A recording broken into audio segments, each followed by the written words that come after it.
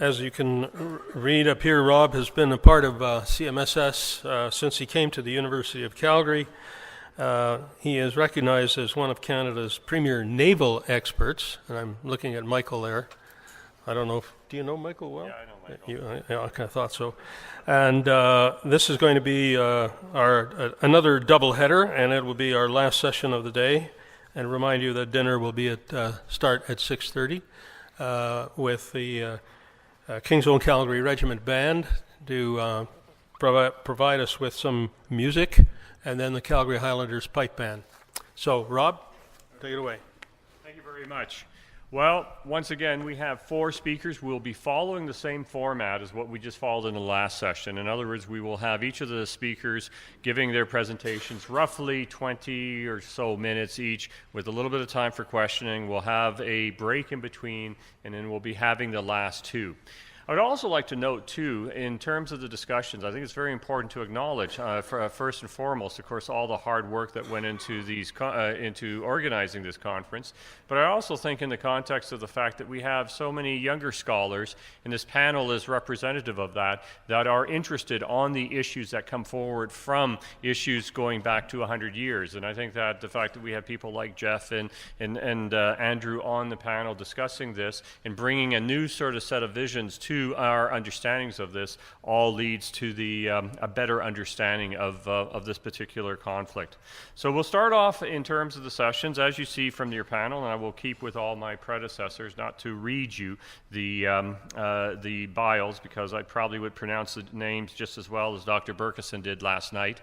So in that context, I would just simply introduce, of course, that we have both Christian and Geoff that will be presenting in terms. And so, Christian, I'll invite you up first.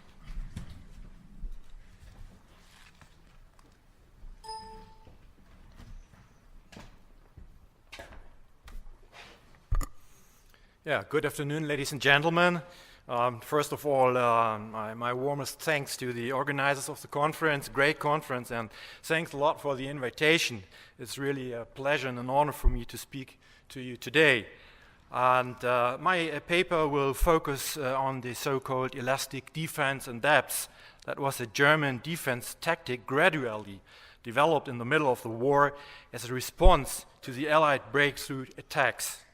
I will pay particular attention to the central question of how the Germans learned from the Battle of Vimy Ridge and then optimized their elastic defense in depth in 1917. I would like to start with a quote. "The possession of Vimy Ridge was of dubious value for the Germans. Such so-called dominating ridges proved to be advantages in the World War insofar as they provided good observation points. However, they could not be considered convenient combat positions for the infantry. The position lacked the depth required for defense, since the ridge fell away rather sharply towards the plain. The German side set great value on retaining Vimy Ridge. They believed that if they were possessed by the enemy, the entire plain in the rear as far as Thuell would be controlled from here, and it would not be possible to retain it. The course of the battle proves that this was a mistake." End of quote. These ideas are to be found in the book The World War 1914 to 1918 by the general and historian Hermann von Kuhl, and published in 1929. At the time of the Battle of Vimy Ridge, he was the chief of the General Staff of the Army Group Crown Prince Ruprecht of Bavaria. Accepting the battle on the ridge on 9th April 1917 was, as Kuhl implied in his work in retrospective, a first major miscalculation of the German leadership, which had serious consequences. This battle would never have taken place, this is my introductory thesis, if the German 3rd OHL under Generals Ludendorff and Hindenburg had from the very beginning consistently applied and implemented an important principle of the defense tactics which they had just developed from the experiences of the Battle of Materiel in 1916, the so-called elastic defense in depth. It meant to give up tactically unfavorable terrain, if necessary, in order to be able to conduct a mobile warfare in a deep defense zone with reserves. The main purpose of the defense was no longer to hold every inch of the ground in rigid, tactically often useless, and furthermore, casualty-intensive combat. This had been the guideline of General Erich von Falkenhayn, former head of the 2nd OHL. In contrast, the new OHL focused on preserving fighting power by reducing their own losses and increasing those of the enemy in order to buy time for own decisive attacks in the future. An important prerequisite for the elastic defense was to disperse forces in a defense zone of 6 miles in depth at the front, previously about 1 mile, as well as a combined arms warfare. New regulations, in particular the principles of command in the defensive battle and position warfare, in short, I call it now the principles, which had been issued for the first time on 1st December 1916, had specified the innovative new tactics. Further combat experiences in mid-December at Verdun had then underlined their importance. The 2nd edition of the principles, revised on 1st March 1917, emphasized, quote, "The higher command should not necessarily cling to the possession of terrain. It shall conduct the defense operations in such a way that the own force obtains the favorable and the attacker the unfavorable terrain." Following a trip to the front in the Arras section in mid-March 1917, Captain Hermann Geier, a member of the operations division of the OHL and author of the principles, consequently suggested to accept combat in the most forward positions, but also to consider and prepare a fighting withdrawal of the troops. A premature, complete evacuation of the muddy positions on Vimy Ridge that had been shot to pieces and become well known to the enemy, and a withdrawal to the badly prepared Wotan position were out of the question. But the army group and the 6th Army responsible for this section of the front objected to even a step-by-step retreat. A defense without fortified positions in open terrain was considered to be wrong. But an even more important reason for the objection was a mental barrier in the minds of the German generals. Withdrawal was a sign of weakness and meant defeat. This was common opinion. Hermann Geier later spoke of, quote, "sticking to the terrain," an outdated conviction that stubbornly survived until 1918 and had always a negative influence on the practice of the elastic defense in depth. Critics spoke despairingly of a, quote, "withdrawal bacillus" that had infested the German army. And even Ludendorff and Hindenburg remained critical. In particular, after the recent retreat to the Siegfried Line, or in English the Hindenburg Line, it was felt that further retreats could not be justified to the nation and the army for reasons of morale and prestige. On 9th April 1917, the German defenders on Vimy Ridge, who were densely massed in forward slope positions, had to suffer the fatal consequences of this attitude. Continuing to be very visible to the enemy, they became victims of the probably most intense artillery fire of the war until then. It required the loss of the ridge until the German leadership decided on 11th April to withdraw the remaining troops to the little fortified 3rd positions located 3 miles away in order to occupy a defense zone in depth about 3.5 miles with the rapidly approaching reserves in the manner provided in the new defense regulation. See it here on the map. This defense zone stretched across undulating terrain to the Wotan position. Later, the defense expert of the OHL, Colonel Fritz von Lossberg, see his picture, who had been appointed chief of the general staff of the 6th Army by General Ludendorff on the same day, wrote, quote, "I therefore came to the conclusion that the most forward combat zone should remain occupied with only a few forces, and the mass of the infantry should be organized in depth for offensive defense operations. In order to ensure strong support from our artillery, it was necessary to withdraw our artillery positions so far as to enable them to set a strong annihilating fire and intense barrage fire in front of our most forward infantry battle line, and additionally support our counterstrikes and counterattacks with fire that is easy to observe." Quote end. These words were uttered by an officer who only a short time before had still fiercely opposed any kind of withdrawal and had, contrary to the elastic defense in depth, favored the traditional static combat of the mass of the infantry in the front line. Quote, every man had to fight where he was positioned. The way of the enemy could only lead over his dead body. Lossberg had emphasized this in his lessons learned report as chief of the General Staff of the First Army on the Battle of the Somme in 1916. But he was experienced enough and was also capable of learning in order to take the innovative path of warfare after the setback of 9th April, a pragmatic, compromising tactician, as I would call him. This pragmatism was based on mission-type command and control, the German word is Auftragstaktik, a leadership culture that had gained acceptance in the German army at the turn of the century.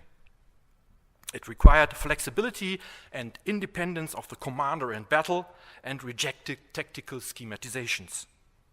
During their training and further education in tactics, German officers were already encouraged to act independently, resolutely, and be creative and flexible in the estimate of the situation.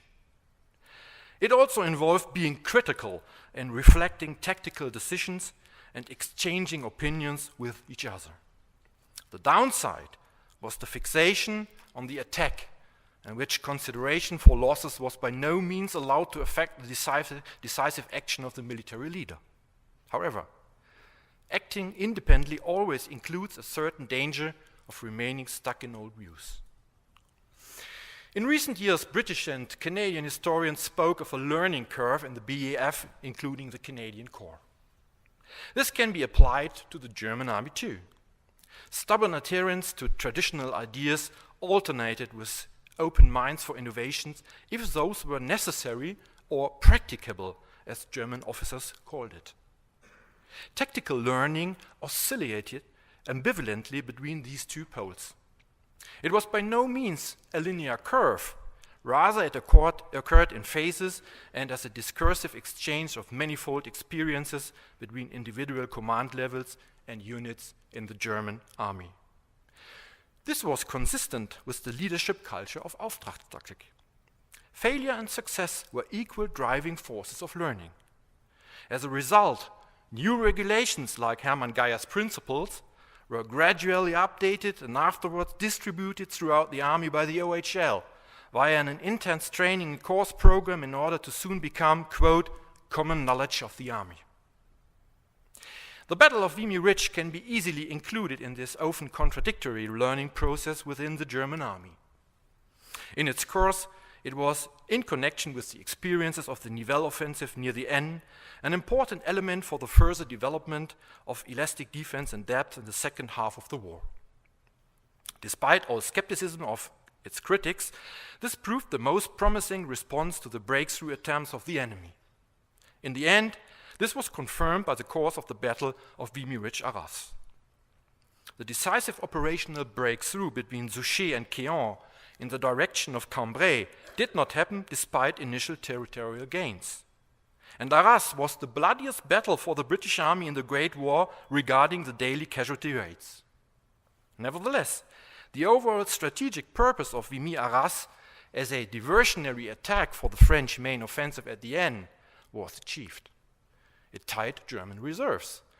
However, it is common knowledge that General Nivelle was unable to exploit this.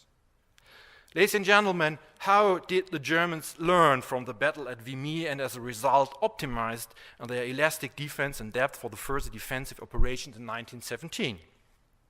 It needs to be pointed out that the German disaster of 9th April was the result of a second collective German miscalculation contrary to all unilateral imputations of blame against the Sixth Army that had arisen in the course of an investigation initiated by Ludendorff.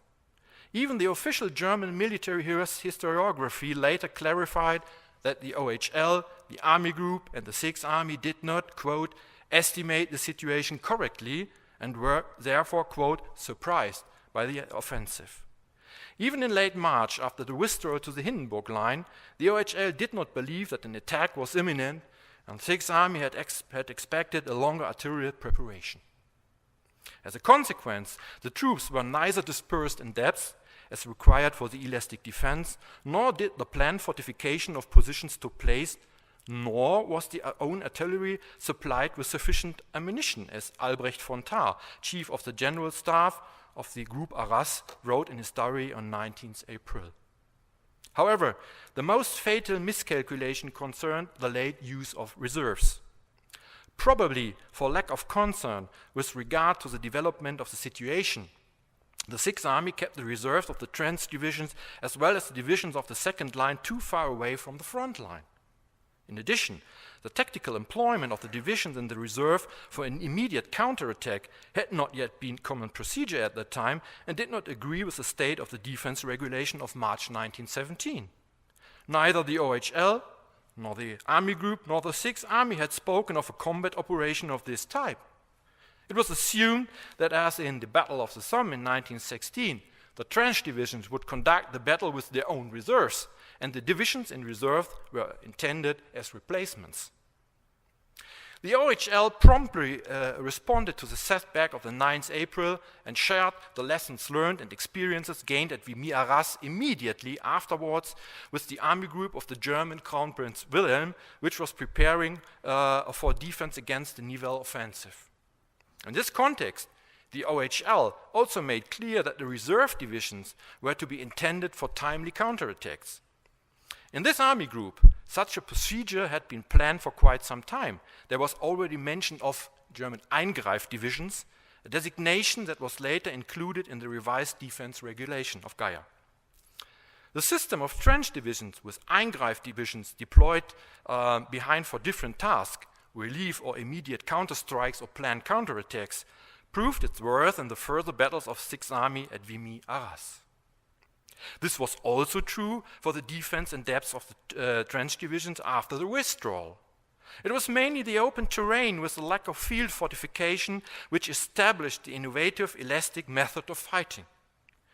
The defenders, divided into small combat teams, evaded the enemy's air and ground observation and thus the targeted Anglo-Canadian and artillery fire by dispersing. Infantry and artillery fought a mobile battle. Local reserves provided permanent support through counterstrikes. This was called shell-hole combat since the Battle of the Somme in 1916. Markus Püllmann mentioned it before. The 3rd Bavarian Infantry Division of the Group Arras wrote in a lessons learned report of 28 April 1917, quote, "The defense was thus based on a purely offensive operation. The enemy, who overran the Sinn security line, got into flank and machine gun fire from all sides. He was forced to disrupt his forces and was hit by the relief forces and standby reserves who automatically pressed ahead to counterstrike." Quote end. In the course of the battle, a multitude of such tactical lessons learned reports were written by the units involved. They analyzed their own tactics and that of the enemy and proposed changes. This written analysis of combat had been common practice already in peacetime and was continued in the first month of the war. During the power-consuming lengthy battles of Materiel in 1916, the number of lessons learned reports from the front had jumped up in order to inform the many divisions employed in the battle quickly about the latest experience of the front. British historian Robert T. Foley quite rightly pointed out that the development of a veritable lessons learned system in the German army, which was considerably intensified by the OHL and the army groups, involved after the battles in the spring of 1917. The horizontal and vertical exchange of tactical knowledge gathered great momentum. The objective was to quickly adapt the own defense tactics to the procedures of the enemy. He had, of course, also learned from the experience of the preceding years and continuously improved his attack tactics. The battles at the Western Front of 1917 increasingly reflected an immediate tactical game of cat and mouse of 3 high-tech armies in their time. The army group Crown Prince Ruprecht documented the experiences of the Battle of Vimy Arras continuously in several lessons learned reports beginning on 21st April. See it on the left side. The first impressions were given by general staff officers who were sent to the front divisions. In addition, the Army Group instructed its subordinate armies and groups to produce lesson learned reports and submit them for evaluation. The same occurred during the Nivelle offensive in the Army Group of the German Crown Prince Wilhelm that had even called for lesson learned reports from battalion and regiment commanders. Individual reports were used within the army groups for continuous training of the troops. The principle was, quote, "The experiences mentioned below are to be made known prior to the campaigns and the subject of detailed briefings of all officers and subordinate leaders." Quote end. The OHL directed the process of learning by distributing individual lessons learned reports of the army groups among the entire army and by giving its own supplementary tactical instructions, essentially through relatively prompt adaptations of Hermann Geyer's principles. As early as in June, the OHL issued a regulatory special edition based on the experiences of the Anglo-French offensive in the spring. And in September, the third reprint of the principles was published. In parallel, the attack and defense tactics of the enemy were summarized in special booklets, which were distributed throughout the army. In the end, it was also the task of the OHL to further improve armament and equipment of the army for the mobile elastic defense. In the spring of 1917, a key aspect was the often completely inadequate equipment of the infantry with the new light machine gun type 0815. It was the counterpart of the Lewis machine gun, of course, the German counterpart. Ladies and gentlemen, let me come to a short conclusion. As a result, the Army lessons learned system based on horizontal and vertical exchanges of experiences confirmed the practicability of the elastic defense in depth. It was a, quote, improvement and supplement as well as emphasis of principles already mentioned, while combined arms warfare as well as the use of Eingreif divisions as combat reserves was beyond debate. Nevertheless, the lessons learned reports continued to be very critical on the elastic defense and openly addressed alleged disadvantages. The report of Army Group Ruprecht of 13th May, for instance, pointed out that it was not possible to transfer this now, quote, proven fighting technique to any terrain and any situation in common trench warfare, and that it required an, quote, battle-hardened and well-trained force.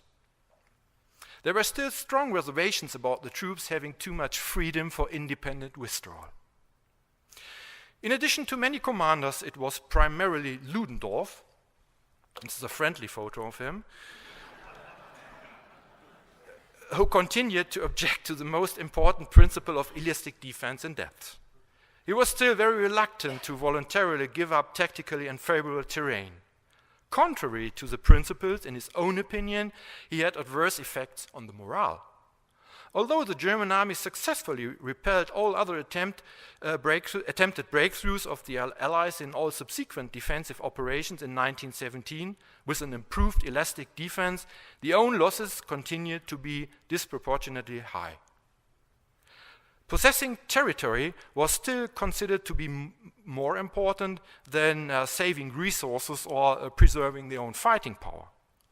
In 1921, Hermann Geyer stated, quote, "This way we fought for and won Pyrrhic victories."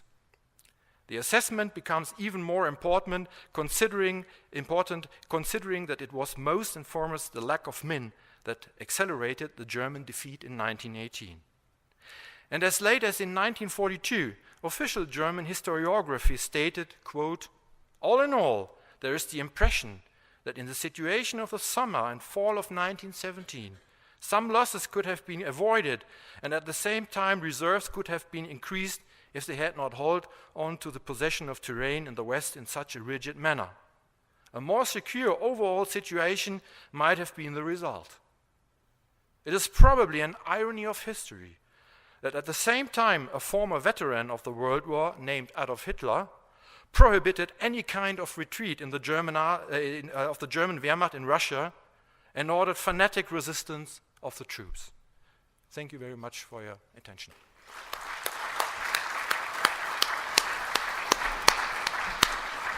Thank you, Christian. I now call on Geoff.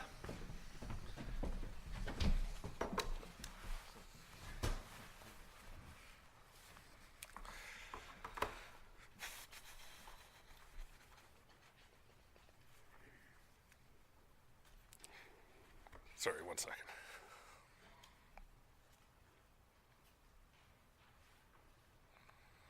Perfect. Thank you very much for having me here.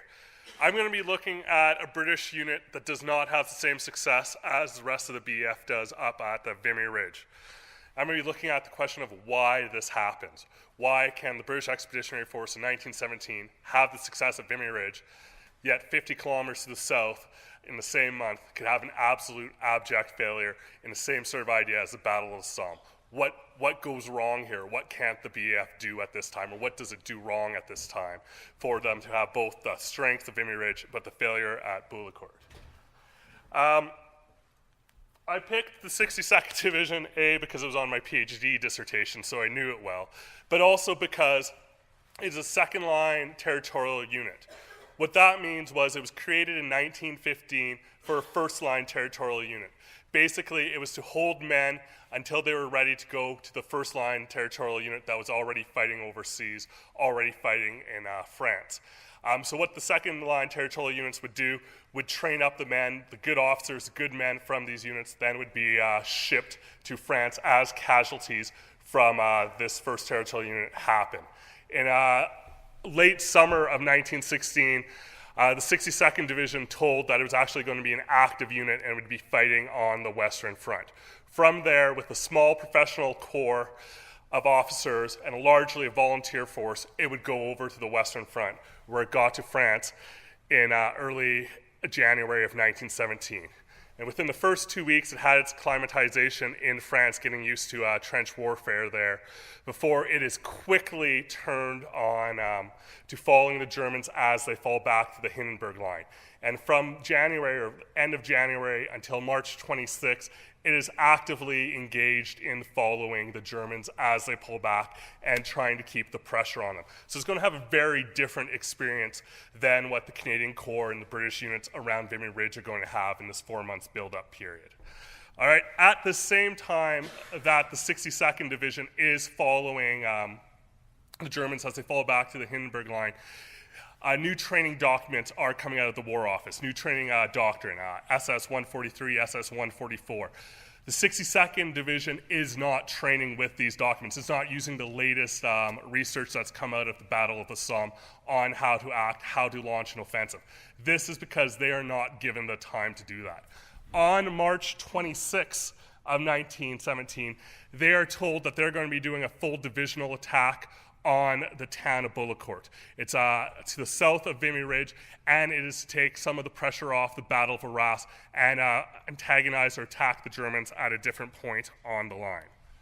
All right, so the initial battle of the Bullecourt, the first battle of Bullecourt, is a debacle, but we can't call it, or we can't point fingers at the 62nd Division for this. The attack was to go on April 10th, the day after Vimy Ridge, to add this pressure. It was supposed to attack, full divisional attack, with the Australians, and I hope there's no Australians here, because their history tells the story a bit differently. They are to go forward. However, the Australians, because the tanks don't get brought up to the starting line, they call the attack off. However, their liaisons officers do not tell the 62nd that the 62nd's flank is not approaching with it. So as the 62nd moves forward, it gets decimated. 25 minutes after their attack comes, a liaison officer calls up the 62nd headquarters and says, "You know what? We're not attacking right now."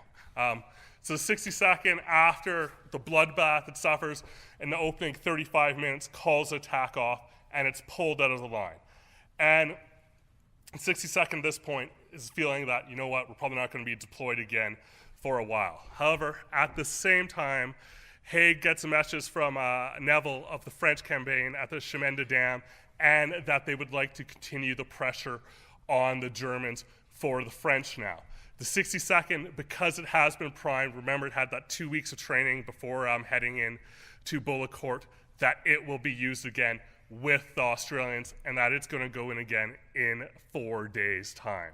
Now this attack gets canceled 5 times, but the 62nd Division 5 times gets ready to go over the top, and then they get called down and told, nope, you're not going yet. All right? Yeah.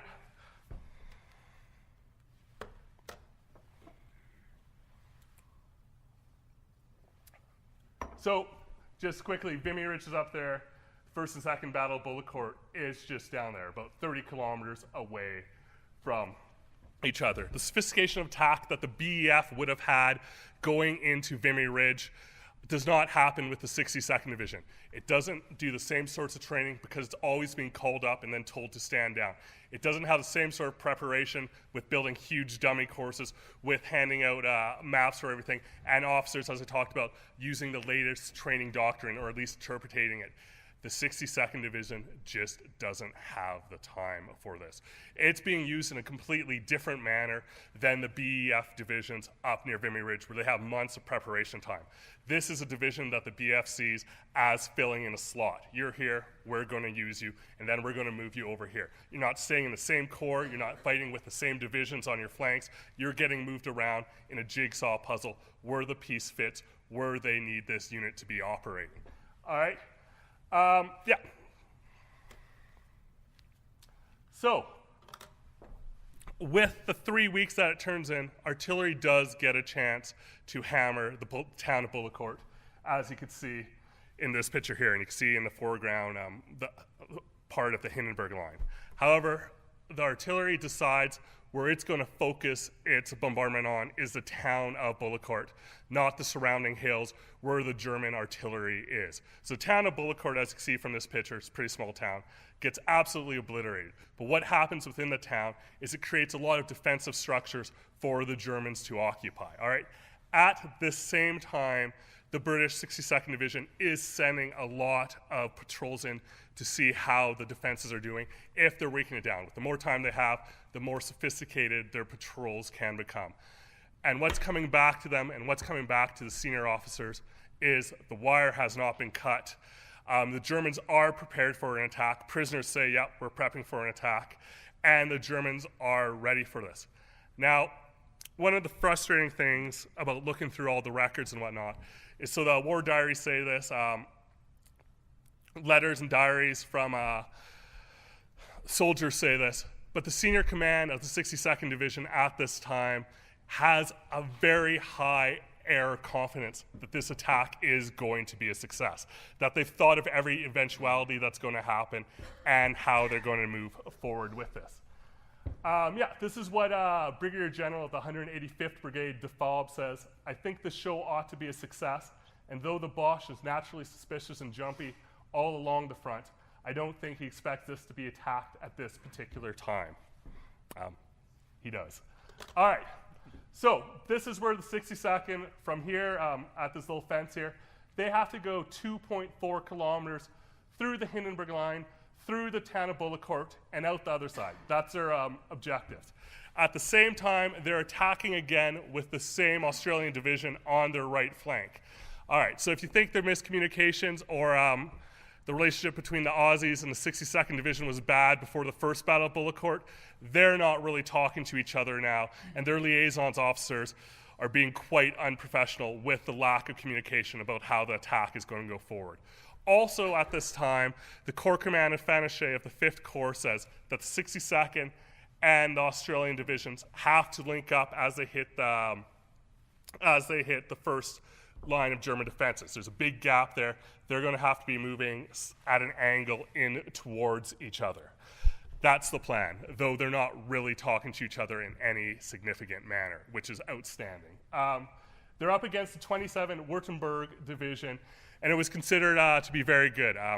It's seen a lot of combat. They seem to be very professional, and their morale was high. So they're not going up a green division, even though the 62nd Division itself has only been in France for the last 3.5, 4 months.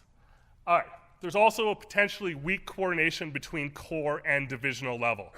All right, this battle has been, was analyzed when writing the British official history, and there's a lot of letters written to the authors of the British official history from Fanichet and Brathwaite about this operation and the miscommunication. And though they're both polite to each other and what happens, they have a different understanding of what was being asked. Fanichet felt that the 62nd was a division. It should figure out itself on its own. It know what its goals were. It needs to figure out how to achieve those goals. Brathwaite said that what was being asked of it was a bit too much and that they needed to reassess it. One of them's probably wrong. All right, so the night before the attack goes in, this is what Brigadier General Anderson says. The savages are now contesting every inch of ground with desperation, but Tommy is more than a match for Fritz. A long consultation with General Brathwaite this evening. I think we have considered every eventuality, every possible move on the chessboard. All right, so he sounds pretty confident that they're going to go forward and that they're going to achieve their goals. All right, so what's happening is they're attacking with 3 brigades.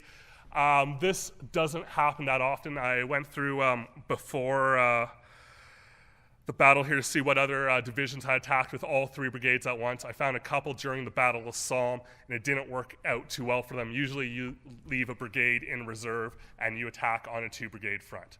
The 62nd is attacking with all 3 brigades. All the battalions that attack, as you can see by that map there, do not even reach or get past the first line of German defenses, other than the West York 2/8, which get past and actually past town of Bullecourt itself before it has nobody on its flanks and is forced to retreat back to the starting line. Now, if you notice the Australian 6th Brigade on the right of them, those 2 battalions do achieve their goals. And if you read the Australian official history by Bean and other Australian histories, they're very hard on the 62nd Division for not being able to achieve it. And they blame the 62nd Division for the Australian Division not being able to achieve its daily objectives right there, that the 62nd did let them down. The one problem, or 2 problems with this map, one that you don't actually know how big a kilometer is because it's been cut off there. But the second problem is they don't show what's happening with the other Australian battalions there. So those 2 battalions that do make their objectives, the other ones on the right don't make them. So the rest of that Australian division doesn't make it. The 58th British Division and the 7th British Division on the left flanks of the 62nd Division, none of them get past the first line as well. So this whole battle, or second battle of Bullecourt, is a failure, all right, even though we're only looking at the 62nd Division. The attack almost immediately began to crumble. The Germans in the ruins of Bullecourt are firing them down. Wire has not been cut effectively. It's very reminiscent, the Battle of Bullecourt, of the Battle of the Somme, where there is log jams where the troops are piling up, trying to get through the only open areas of barbed wire that there are. The German artillery has not been neutralized at all and is absolutely hammering the troops. Within the first hour, over 116 officers and over 2,800 men are casualties, and this attack will stop for the day like this. Communication between the units is not effective as well. It's a night attack. A lot of the junior officers are cut down here, and the initiative of the other ranks is lost. The soldiers want to stop attacking. Communications, obviously, between brigades in the early morning does not work effectively as well, and I've already talked to you about the problems between the Australians and the 62nd Division. All right, so what are the consequences? Why did this fail? Why was this attack such a debacle when 30 kilometers to the north of Vimy Ridge, the B.E.F. is able to launch a successful attack? I've broken this down into 2 sections. Sections that we could look at the 62nd and failure within the 62nd Division, and then the next slide we'll be looking at the Army and Corps level that let down the 62nd Division from being able to achieve its outcome. All right, this is what Brigadier General Thuell says. The difficulties of this attack were beyond the capacity of the platoon commanders to control. Though many showed great individual gallantry, the individual soldier, left largely to his own initiative, apparently lost all power to exercise it. The result was a failure, and a costly failure. First off the bat, 62nd had very poor communications, both between its brigades, but also between divisions on either front. It should have been much more effective with its liaison officers in engaging its surrounding troops. That's something that the 62nd Division could have addressed. There was an overconfidence of senior leadership where they thought that they had thought out every chess move on a board. I think one of the quotes was, obviously not. Doctoral interpretation. They did not have time since they were put on the Western Front, and when the new doctrinal manuals came out, the SS 143, SS 144, they didn't have time to take the lessons learned from the Somme by the time they'd been deployed. They didn't have the time, as they've been actively engaged since they got to the Western Front. They didn't have the luxury of the B.E.F divisions up near Vimy Ridge of training. They were always pushing forward. They didn't get pulled out of the line to prepare for this attack. And then artillery failure. They should have realized that they're just hammering the town and it's not actually lowering the German defenses. With the amount of patrols that they're sending into this town in late April, the patrols realized that the senior leadership should have addressed this. All right, so what is the core army level? What was their responsibility for the 62nd Division and why it failed? Inadequate training. They're bringing in a green division to the Western Front, who then they actively have involved from late January till late March of 1917, and then told a week later, or told that in a week you're doing a full divisional attack with all 3 brigades without giving them the latest training or giving them time to train and prepare properly for an attack of this magnitude. The attack was launched at night, extremely complicated. If there's a failure in command between different divisional commanders, if there's a failure of communication, this is something where the senior leadership of Fanichet and Geoff should have stepped in and sorted it out for them. The distance of 2.4 kilometers through the Hindenburg Line, through the ruined town of Bullecourt, and out the other side is quite ambitious, and might have set the sights too far. Other divisions that were deemed elite, and the British 7th Division is what I'm thinking of here, it also failed to achieve its goals. So it wasn't just that the 62nd Division was a division bound wanting. Everyone that took part in this attack was. All right, so this happens. The 62nd first foray is a complete debacle. What's the consequences of this? 2 of the brigadier generals are relieved in May. One is able to hold his position, and I've looked and scoured the archives in the UK to try to figure out why this guy got to keep it and the other 2 got fired, and I haven't found a clear answer to this. Brathwaite gets to keep his job as divisional commander. I also find this interesting. He was chief of staff to Hamilton in the Gallipoli disaster, and he goes from that to commanding here, and he gets to keep his position. However, a lot of middle and junior officers that were found wanting are fired, and the 62nd Division is pulled out of the line for the summer of 1917. In the summer of 1917, all it does is train with the latest manuals and with new leadership commanding it, and with leadership that has fought on the Western Front. It will take part in the Battle of Cambrai in November of 1917, where it will make the most inroads out of any British division attacking there. It will also put up a solid defense during the German March offensive of 1918. And it will see success fighting the Second Battle of the Marne with French and American forces before continuing its fight in the last 100 days. This division is used very differently than the divisions up at Vimy Ridge. It's always going to be used as a piece that's moved from puzzle to puzzle. It's not given the time or preparation. It's a jack-of-all-trade division that they're going to pick it up and move. It's not part of any larger corps. Leading up to Battle of Bullecourt, it's in 3 different corps. During its time on the Western Front, it will be in 11 different corps moving around. So it doesn't have any sort of basis. But it seems that they fixed the problems largely after this first initial foray. Thank you very much.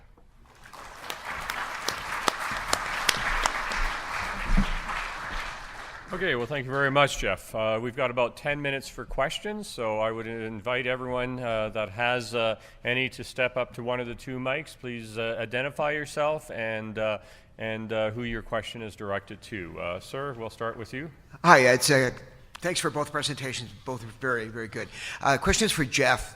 You mentioned on several occasions that the problems that the division had with the German artillery, was that not more the Corps' responsibility to deal with counter-battery fire? And My understanding is that during the Arras campaign, certainly the Canadians, but the British Third Army had really stepped up to the plate and improved their counter-battery efforts. Yeah, the Corps at this level didn't target the hills either. Everyone's sort of focusing on the town. They did target the hills to a certain degree, but it wasn't. It's not where most of the shells were going. Okay. Sir? This question's for Dr. Jackson. I'm interested in what role maybe politics played. Like, for example, part of the reason the Canadian Expeditionary Force had time to train is because they had certain political leverage where Currie could say to Haig, no, I want this, that, and this, and Borden could tell Lloyd George, no, I want this, that, and this if you're going to put my army into battle. Do you think because the 62nd is a British unit, they have less political sway over No, training? not at all. First of all, Byng is British, and he's head of the Canadian Corps during Vimy Ridge, so it's not a thing about Canadian and pulling the Canadian card there. Second off, Brathwaite's great friends with Haig, and they have a very nice pen-pal relationship. So, yeah, I don't think it's political at all. I think the Canadians Corps for Vimy Ridge was being used for that specific reason where the 62nd Division is just going to be one of those divisions where it can move around quite a bit, and they're going to use it in that role. Okay, thank you. Yeah. Sir? Question for Dr. Stachelbeck, based on Dr. Jackson's presentation, just on reserve divisions in general. So I assume that the experience there is quite similar to the 62nd Division being a second-line territorial unit. I'm just wondering if you can comment on the performance of the reserve divisions as compared to the regular divisions. Did they have access to the same level of training, and did the tactical doctrine get translated down to the reserve divisions the same way that it got translated to the regular divisions? And this relates to Vimy, of course, because we were up against a reserve division. So.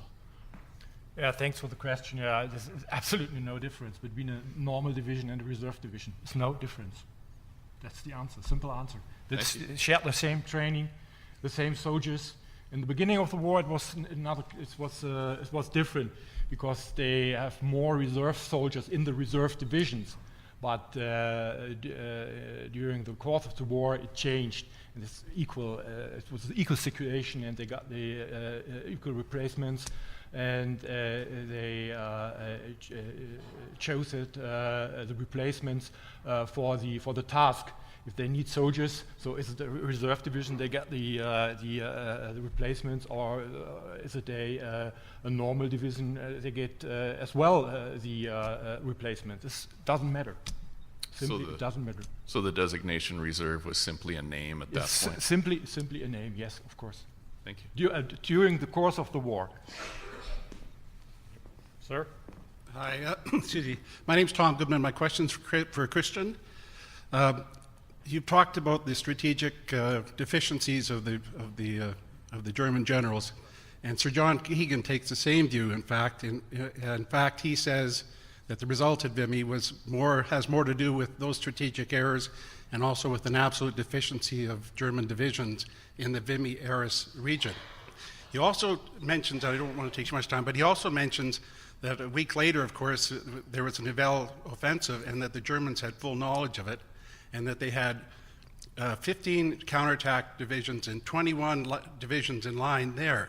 So I'm wondering, do you have any indication that there was a reallocation of resources that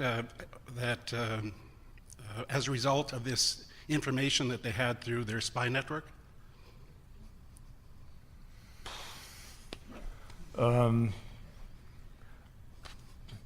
I don't think that I get the question right. Could you please repeat your main topic?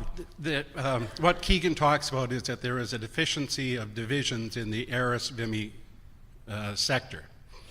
A week later, there was a Nivelle offensive.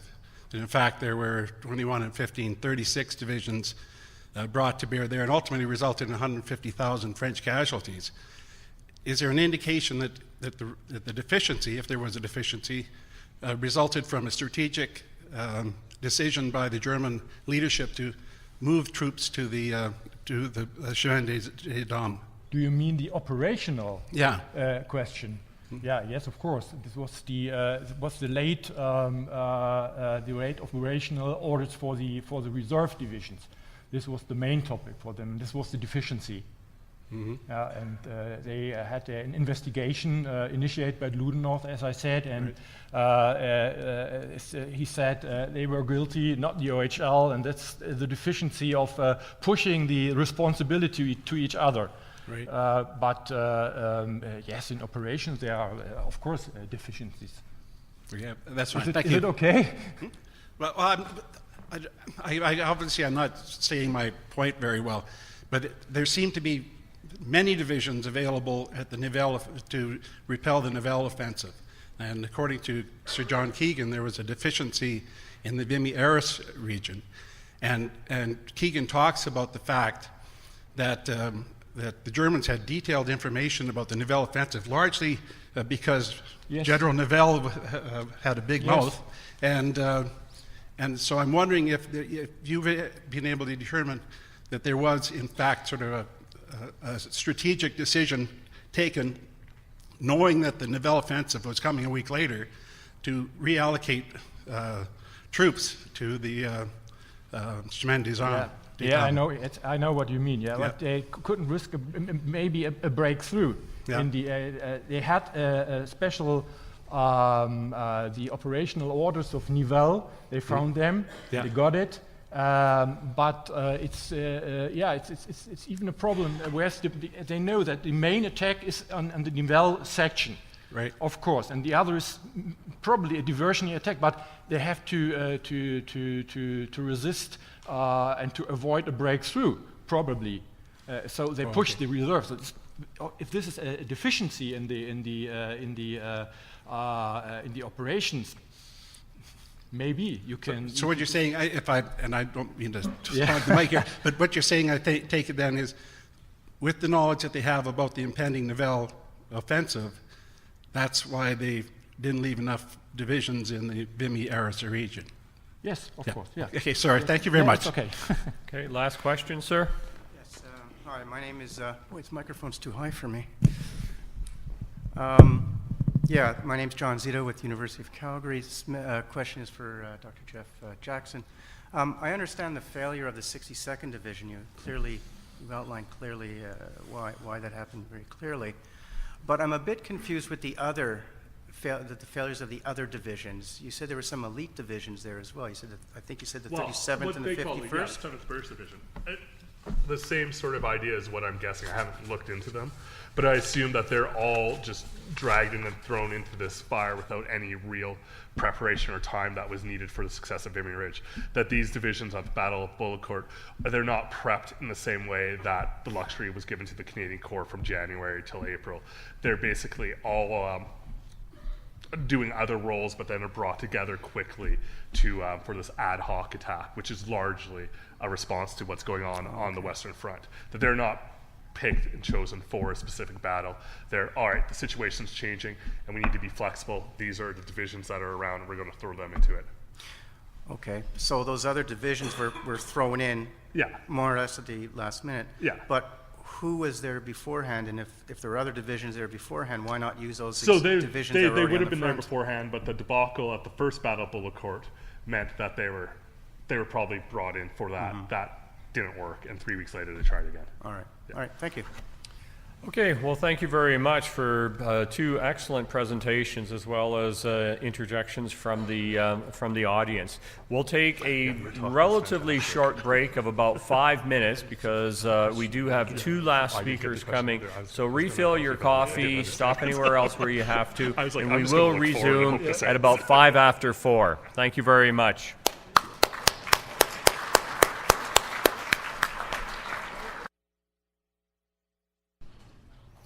Okay, well, thank you very much. I'm told by Nancy we have to be relatively strict because they need to get the room ready for our dinner in terms of being to leave. And Nancy's told me that, we got to leave by about 10 after 5, right, Nancy? No, I'm just kidding.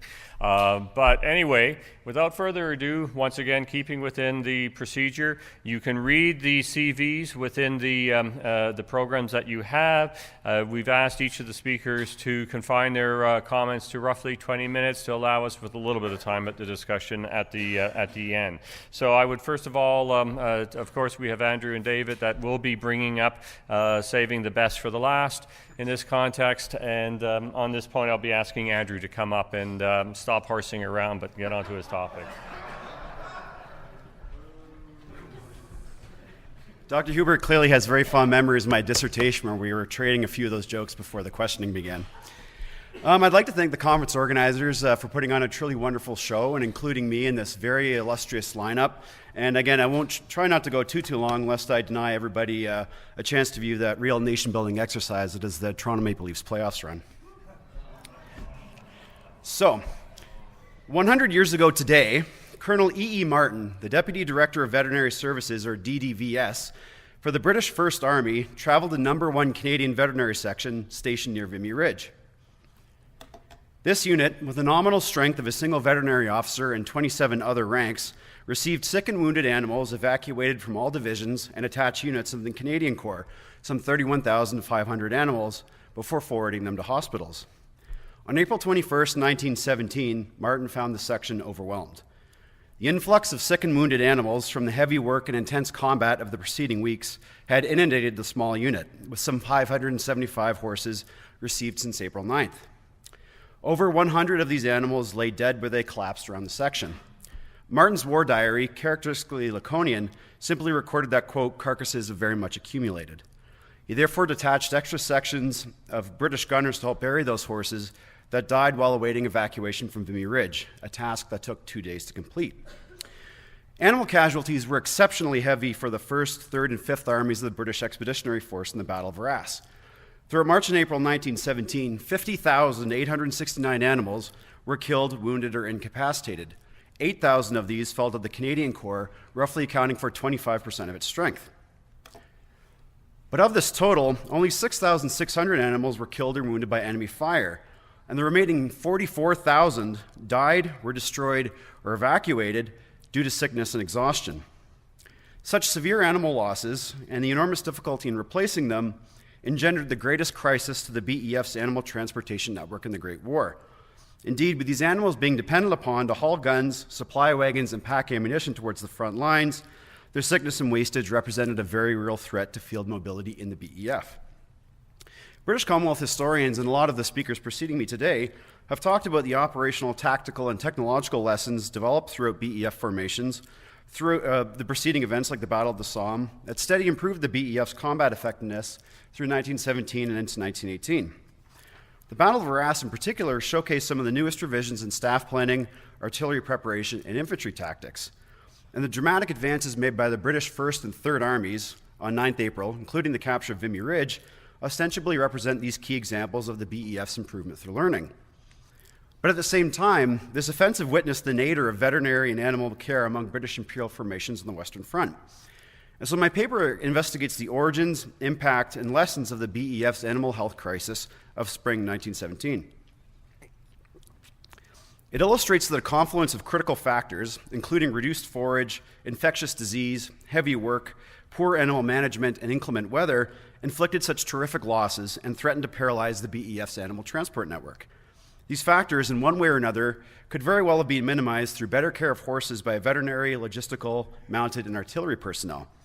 In this respect, the Battle of Arras, in fact, imparted the critical lessons and highlighted the severe deficiencies in effective field animal management throughout the B.E.F.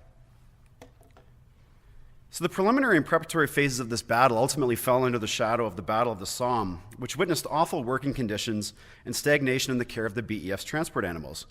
The thick clay mud of Picardy and the constant pace of hard work hauling shells forward caused rising incidences of debility. This condition, which was a combination of malnutrition, exhaustion, exposure, and illness, either killed animals outright or necessitated their lengthy rest. Debility could have been mitigated through proper grooming to ensure the animals were not over-encumbered with the extra weight of cloying mud, through regular and sufficient watering and feeding, of regular rest, and through ensuring responsible load weight for transport animals. However, these essential preconditions remained fundamentally inconsistent throughout the B.E.F. For example, the 29th Division exhibited severe deficiencies in animal management during its sustained period on the Somme from July to September 1916. Particularly in its divisional ammunition column, exhausted horses were retained in the line, drivers were not sufficiently rotating their horses for work, and officers inadequately supervised watering and feeding. Consequently, according to the B.E.F's Director of Veterinary Services, Brigadier General John Moore, 153 animals out of an approximate strength of 600 were, quote, so run down it was necessary to evacuate them. And although some 10,300 animals were killed on the Somme, and wounded on the Somme, debility would prove the single greatest cause of animal loss. And as of December 1916, some 16,000 animals remained under treatment in veterinary hospitals for debility alone, as against 38,000 from all causes combined. So this influx of debilitated animals overwhelmed the hospital network and severely disrupted the B.E.F's remount replenishment system. Reduced shipments of new animals from the United Kingdom during the winter months stalled the infusion of fresh horses, while cases returning from hospitals, which was dependent upon as one of the key sources of remounts, similarly slowed to a trickle.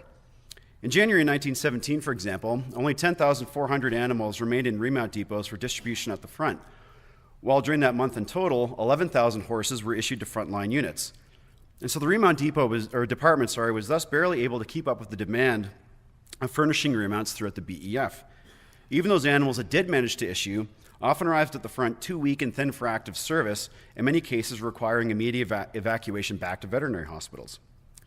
But a critical factor reinforcing these challenges to animal health was a chronic shortage of forage rations. One War Office estimate asserted that the weight of grain required to feed British imperial animals in France and England alone, some 106,000 tons a month, could feed a country of 14 million people. Throughout the autumn of 1916 and into the winter of 1917, the War Office therefore experienced considerable difficulty providing sufficient fodder for its 420,000 animals in France. On February 2nd, for example, the B.E.F. Director of Supplies complained about oat ships failing to arrive on schedule, impressing upon the War Office, quote, the seriousness of the situation and urging that oat ships be sent out here at once. Repeated German U-boat attacks compounded these difficulties, however, for 5 days later the SS Floridian was torpedoed and lost with its cargo of 3,000 tons of oats and flour. Consequently, although military rations called for 13 pounds of forage per day, animals only consumed, on average, 9 pounds in the winter of 1917, essentially starvation-level rations for animals undertaking heavy labor. As you can clearly see the ribs on this poor animal, it shows the debilitating effects of the starvation. But concomitant with the difficulties securing forage, and directly owed to deficiencies in proper animal management, was a rising tide of animal sickness. The thick mud that covered animals on the Somme, owed to irregular grooming, provided an ideal growth environment for mange. And this was a parasitic disease that spread easily among animals held in close quarters. It was difficult to detect until the animal was already thoroughly infested and caused such intense itching and loss of skin that the animal was left unable to sleep, eat, or work. In advanced stages, where the animal's scaly raw skin resembled a rhinoceros's hide, it was fatal or necessitated their destruction. It held such devastating potential that Moore considered mange, compared against any other disease, quote, the worst of all animal scourges of war. And mange spread like wildfire throughout the B.E.F. in the winter of 1916-17. Thousands of dirty animals picketed in the open, huddling close together for warmth, provided an ideal environment for the infection to spread. It rose from afflicting 1.2% of the B.E.F.'s animals in November 1916 to 3.8% in March 1917, or 16,600 animals. And this infestation, directly before the Battle of Arras commenced, proved its highest incidence in the Great War. The most effective treatment method employed in the B.E.F. was actually introduced by Canadian veterinary officers in 1915, who had ample government experience combating the disease amongst cattle herds in southern Alberta and western Saskatchewan. Essentially, the treatment involved clipping an animal's winter coat to expose its hide before immersing the animal in a heated dipping bath of calcium sulfide solution. These dipping tanks were long, narrow trenches dug into the earth, into which an animal was briefly submerged into this mildly caustic solution, with 2 or 3 dippings considered sufficient to kill an infection. This ultimately proved a more reactive than a prophylactic method, but it was the most effective means of treating mange in the B.E.F. But the critical problem with the comparative success of this treatment, however, was the incredible risk of utilizing it in deep winter. With these coats taking a few months to regrow, and the ideal period for clipping being October-November, extensive clipping in the depths of winter would leave the animals terribly exposed to the cold. British and Canadian veterinary officers at the divisional level appreciated the immense risks of clipping coats and voiced repeated concerns for its imposition in January-February. Nevertheless, DVS Moore, suffering in his words rising anxiety, with a flood of mangy animals into overfilled veterinary hospitals, ordered all but the sickest animals to remain with their units for clipping and dressing. This approach indeed resulted in a brief reduction in mange, but left these animals terribly exposed to the winter weather. Without their long coats, they were denied their natural protection from the elements, and unfortunately, as a few other presenters have pointed out, the winter of 1916-17 was especially miserable. Northern France was variously beset with icy winds, snow, and sleet from December till April, and these animals with clipped coats suffered tremendous losses. On April 3rd, for example, the Assistant Director of Veterinary Services for the 1st Canadian Division wrote, quote, "The rain and snowstorm of yesterday afternoon and night showed the effects among the horses. A large number died, and a large number had to be destroyed from cold and exhaustion." Indeed, as on the Somme, these animals were forced to perform heavy working tasks for prolonged periods of time, for artillery played a key role in supporting the forthcoming offensive. For the Third Army, making the main thrust, 1,720 guns of all sizes were allocated to support its frontage. In the First Army's attack on Vimy Ridge, 1,097 guns of all sizes were allocated to 1st and Canadian Corps, which in turn received 2,465 tons of ammunition per day. While light rail and motorized transport helped move some of the ammunition and supplies forward, it fell overwhelmingly to the B.E.F's four-legged transport to bring the field and heavy guns forward and to feed their barrages with regular supplies of ammunition. Conditions in the 5th Army District, which Dr. Jackson talked about with the 62nd Division, were particularly difficult due to the successful withdrawal of German forces to the Hindenburg Line from the Somme battlefields in February-March. Destruction of roads and scorched earth tactics caused enormous difficulties for animals advancing forward before the battle. The 5th Army DDVS, for example, observed that over awful roads, quote, "Horses go to their advance lines for 7 days and come back half dead, being worked from 4 a.m. to 10 p.m., hauling material and supplies for siege batteries with a marked loss of condition all around." He continued that, quote, "So many foolish and inconsiderate orders making extra work for the horses contributed to this sharp decline in their condition." With horses in the 5th Army, in his words, dying from overwork, he further reported on March 29th that the 62nd Divisional Artillery was immobilized. Field conditions were similarly harsh throughout other sectors of the attack as well. The DDVS 3rd Army, upon visiting the 9th Scottish Division, observed that many of the sick horses in lines were little more than, quote, "walking skeletons." Gunner Robert Gordon Brown, serving in the Canadian Corps with the 1st Army, similarly noted in his diary on April 2nd that, quote, "We often see dead horses laying along the roadside. They fall dead from exhaustion and are left where they fall, as the work of bringing up ammunition supplies must not be delayed." And so together, this confluence of bare subsistence rations, muddy roads, heavy labor, clipped coats, awful weather, and a dearth of remounts engendered a significant crisis. From February to April 1917, 35,000 animals were admitted to B.E.F. veterinary hospitals for debility alone. In March and April 1917, as I noted earlier, almost 51,000 animals were killed, destroyed, or evacuated from frontline units, close to 14% of the B.E.F's animal strength in forward areas. Such enormous losses directly threatened to impede the mobility of units in the field, and as Major General Arthur Currie, commanding 1st Canadian Division, testily wrote to Corps headquarters on April 13th, quote, "I know the military situation may require the sacrifice of horses, but the point I want to bring out now is that they must be replaced and at once. Otherwise, our ability to move forward will be very much less than it should be." But despite such heavy losses, comparatively few animals were actually killed or wounded by enemy fire. At Vimy Ridge, for example, the deep mud, which had caused so much difficulty for animals pulling supplies forward, inadvertently saved their lives. High explosive shells fired by German batteries typically burrow deep into the mud before exploding, shielding animals from shrapnel and concussive blasts. Indeed, of this grand total of 51,000 casualties, only 860 transport animals actually suffered fatal combat wounds in April 1917. Still, these casualties profoundly affected the personnel charged with their care. Second Lieutenant Bernard Trotter, who was a horse transport officer with the 11th Battalion Leicestershire Regiment, wrote home to his family on April 15th, 1917, only a few weeks before he himself will be killed by a shell, that, quote, "There is something about the suffering of the dumb creatures that is more pathetic in its way than the human victims of war. The human has the consciousness of honorable sacrifice to brace his spirits, but the animal just suffers without understanding." And as it turned out, the bulk of the animals actually killed in action were borne by the cavalry, which were committed on April 10th, 11th to try and exploit the gap opened by the 3rd Army. In just the first 2 weeks of April, 1,210 horses of the Cavalry Corps were killed or destroyed out of the total 2,070 battle deaths suffered that month. Husbanding the Cavalry Corps for action, furthermore, exposed them to the worst effects of the winter weather. Unlike draft and artillery horses, which at least were working constantly in the open, with little or no shelter from the elements, the B.E.F's cavalry mounts spent most of the winter under warmer covered standings to be brought out for specific tasks. The DDVS 5th Army, for example, observed that the Inniskilling Dragoons, quote, have suffered a lot from cold, exposure, and work since they were hurriedly brought up from comfortable quarters in the rear. Poor horse management, furthermore, manifested even in the cavalry. For the DDVS Cavalry Corps observed on April 9th, quote, I noticed 3 or 4 dead lame horses and no attempt made by the rider to dismount and examine the foot. The rider continued to trot, oblivious to the pain the animal was suffering and the permanent injury that may be caused by the rider's unthoughtfulness. Ultimately, for cavalry and transport horses alike, respite would only come as spring weather arrived in France and the Battle of Arras wound down. Despite significant gains in the opening days of the offensive, including the capture of Vimy Ridge, the battle devolved into a grinding attritional offensive, and the B.E.F. was unable to achieve a decisive breakthrough. Consequently, the workload as far as horses were concerned lightened considerably for the B.E.F.'s transport animals.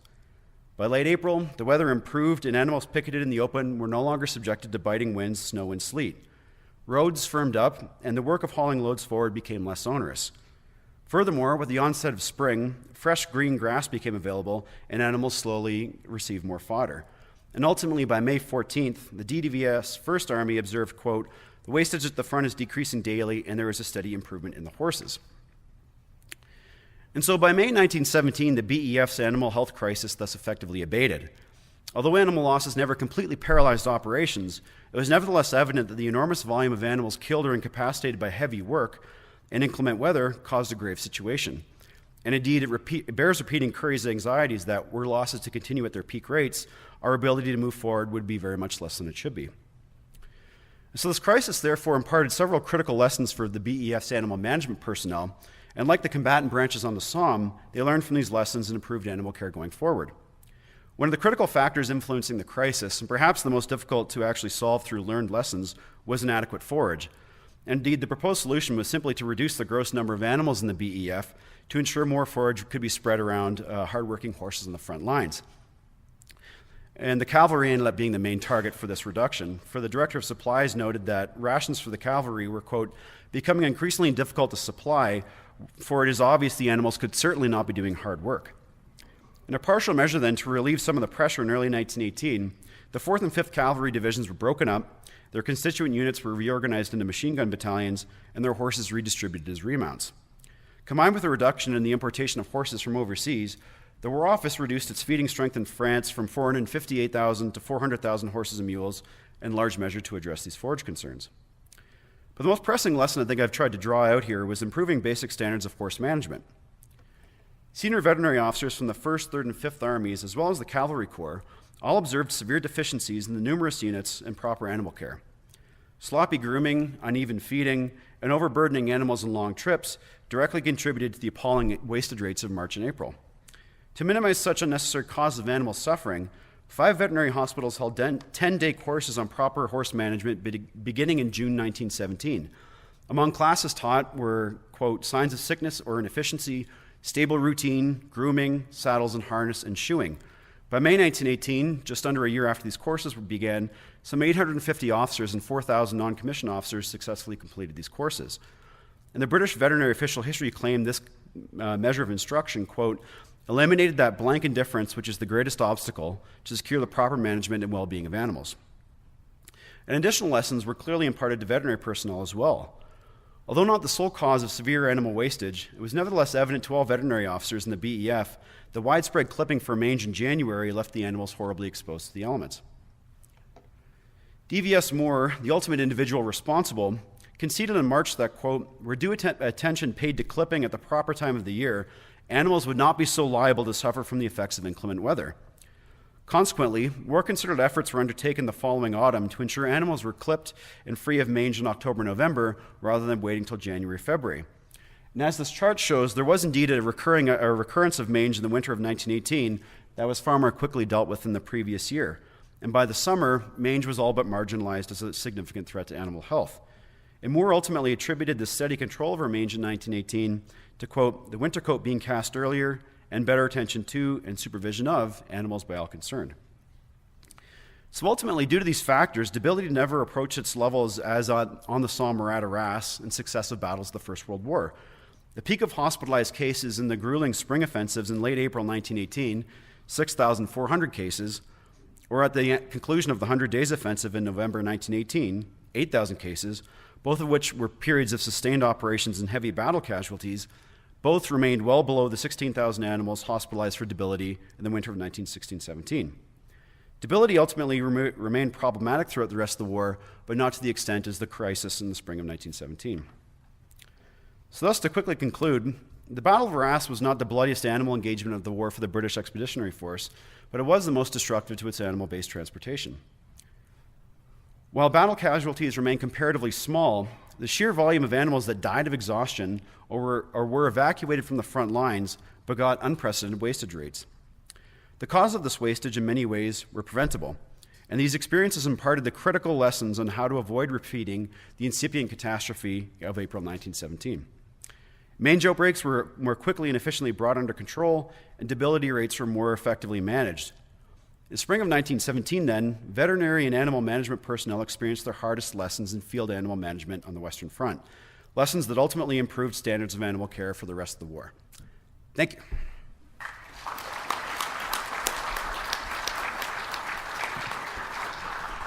Thank you, Andrew. David, if you will.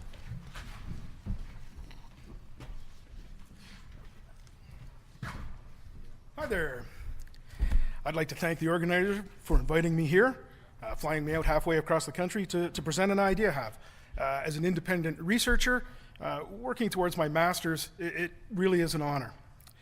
So, basically I'm going to present to you today a summation of my paper, which is talking about why the Canadian Corps was successful at Vimy Ridge. And we'll start here with a quick outline of the areas I'm going to cover. So we're going to start with the thesis, move on to the historiography, other people's perception of why the Canadian Corps was successful, including the ideas of artillery, planning, training, tunnels, intelligence, and the men.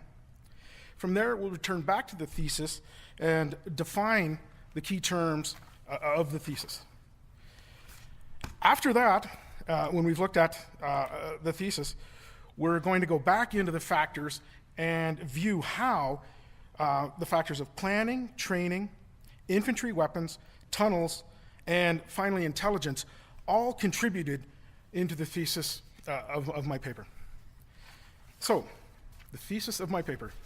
Quite simply, I've discovered that there are three key elements on the battlefield: firepower, protection, and mobility. And that anybody entering the battlefield and wanting to succeed must be able to dominate their opponent in all three of these key elements of the battlefield. The argument now becomes that the Canadian Corps' attack on Vimy Ridge was a success due to the fact that they were able to dominate the Germans in all three key elements of the battlefield. We switched now to the historiography, because it's kind of important, because people have said over the years that the Canadian Corps was successful for a number of reasons, and they do seem to have validity. The reasons that are such that if you take one out, you jeopardize the success of the Canadian Corps. But at the same point in time, by the fact that you can take it out does not necessarily mean that leaving it in makes it a key importance. So, artillery, with the creeping barrage, has always been seen as one of the ultimate answers for why the Canadian Corps was successful. Another one has been planning. The meticulous planning of the attack has also been credited with the ultimate success of the Canadians. And finally, the tunnels. The tunnels that were dug underground as mines and subways have also been credited with a substantial reason for the Canadian success. And finally, the men. The fact that they were Canadians and that there was something special about being Canadian provided them with some great advantage on the battlefield. As a Canadian, I kind of would like to believe that, but I really think that this is one of the weakest ones, and it just stems from the fact that, in the First World War, we were dealing with artillery that was killing the bravest men a mile behind the lines. Machine gun fire 300-400 yards away. You don't get to show your bravery at those kinds of ranges. So, when we look at the historiography and the previous ideas as to why Canadian Corps were successful, I came up with the idea that these individual reasons came together to provide us with an increase in our efficiency in either firepower, protection, or mobility, or they would also come together and cause a decrease in the Germans' efficiency of firepower, mobility, or firepower, protection, and mobility. So now I'll look at the definitions that I came up with for firepower. Firepower is simply the weapons you have available to you. Rifles, artillery, machine guns, and even clubs all make up the firepower you have available to you. Protection is anything that keeps you from being harmed by your opponent's firepower. And this in the First World War was kind of a critical thing. In order to avoid the enemy's firepower, you started digging in to get away from their rifles and their machine guns. And then you started digging in even deeper to get away from their artillery. But this made the advance hard because you have to leave these protective places. So, we go to mobility. The First World War, again, the battlefields were incredibly difficult to move around. I mean, mobility itself sounds like a really simple thing. You just move around the battlefield. Yet, in World War I, if you can be seen, you can be killed. Therefore, you have to avoid being seen if you want to be mobile. We see this in trench raids conducted at night. They were mobile. The cover of darkness gave them protection against the enemy's firepower. Therefore, they were able to move. So, now we'll look at the factors that we discussed earlier, planning, and how it impacted the three key elements. So the Canadian Corps spent a considerable amount of time planning their attack on Vimy Ridge, with the ultimate goal that every soldier would know exactly where and when they were supposed to be on the battlefield.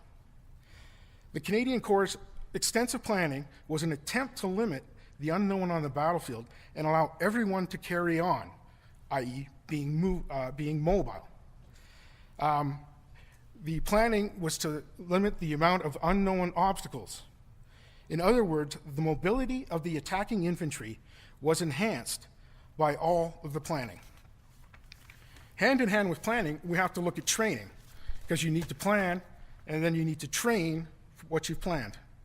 So the Canadian Corps realized that in order to carry out its extensive plan for its attack on Vimy Ridge, it would need to provide training for the troops. I've broken the training into two kind of areas. The troops would need to be trained on how to move with the artillery barrage.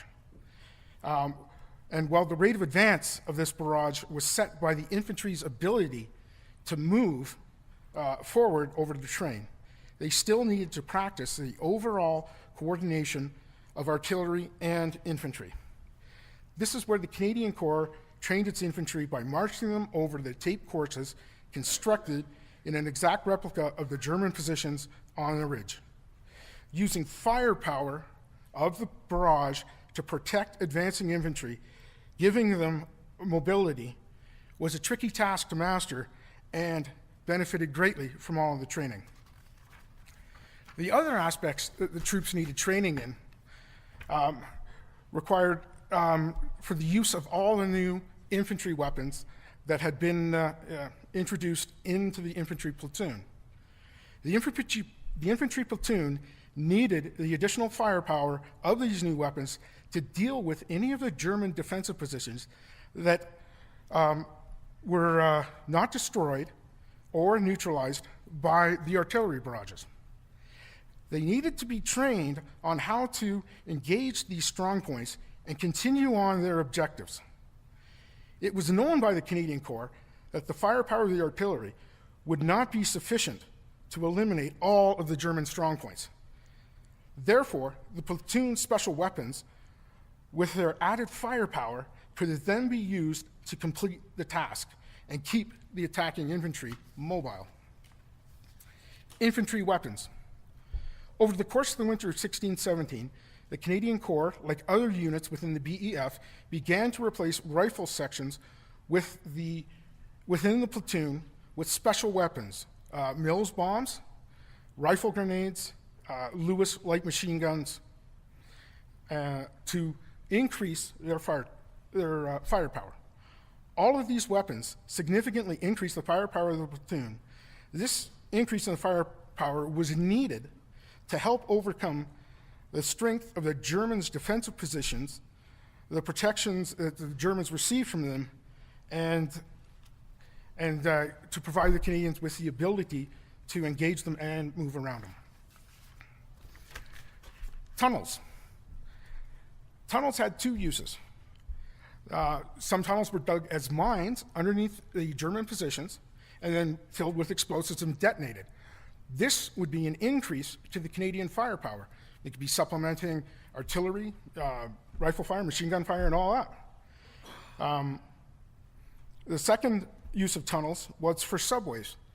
Subways were used as assembly points for the attacking infantry, and also they were dug out into no man's land to provide protection and cover from being observed by the Germans and being attacked by their artillery and machine guns.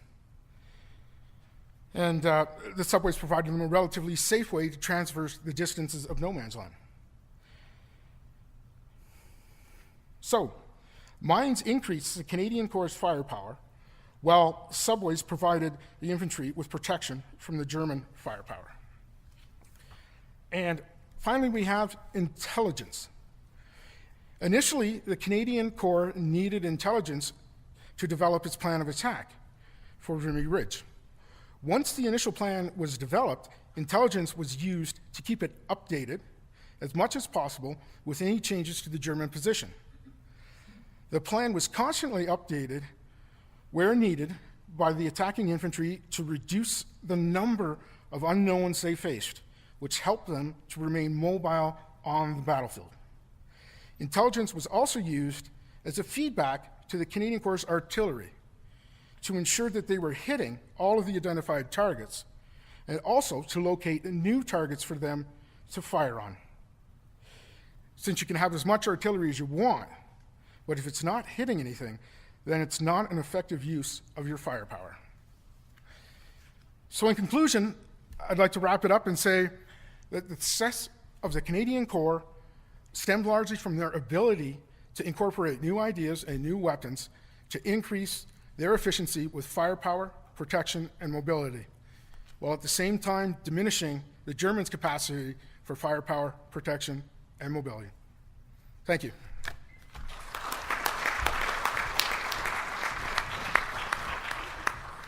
Okay, we've had two very good presentations. We've got roughly about 10 minutes before we have to vacate the situation. So I would welcome people, once again, same drill, come up, identify yourself, and identify for whom your question is directed against.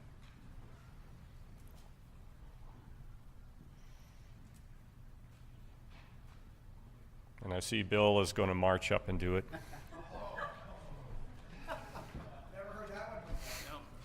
You could have at least said it was a slow march anyway, but anyway. This is for Dr. McEwen. Assuming that, much like men, the purpose of sending animals to the veterinary hospital was to get them back into the line, I'm more curious as to what happened to those animals who were not going back in the line. I doubt very much if they got pensions and got sent back to England. So could you perhaps comment on what happened to those animals that were no longer useful to the B.E.F? Well, there was a range of fates. Few of them palatable, I think, to what we would consider today with our current morality. I mean, the most fortunate horses that were not fit for military service would have been sold to civilian farmers or for local work. Horses that were stricken with some sort of infectious disease or were too far gone wounded were shot, destroyed. And animals that were not stricken with disease that weren't fit for military service were often sold to butchers for consumption by French and Belgian local civilians. So And that actually proved a pretty good way of recouping some of the cost of buying, feeding, and transporting the animals. And there's some fascinating pictures later in the war where the B.E.F gets a hole. It basically takes the size of a big room like this, but they call it a carcass economizer, where they butcher the carcass, render the fat down, take all the hide off, and melt the bones down. And so they tried to use every single scrap from these animals, but that was the fate of the overwhelming number of animals. It was they were sold or cast in one way or another. And if they could get them back to the front lines, it was so much the better. But a lot of the time, they couldn't save them, so they suffered one of those fates. Thank you.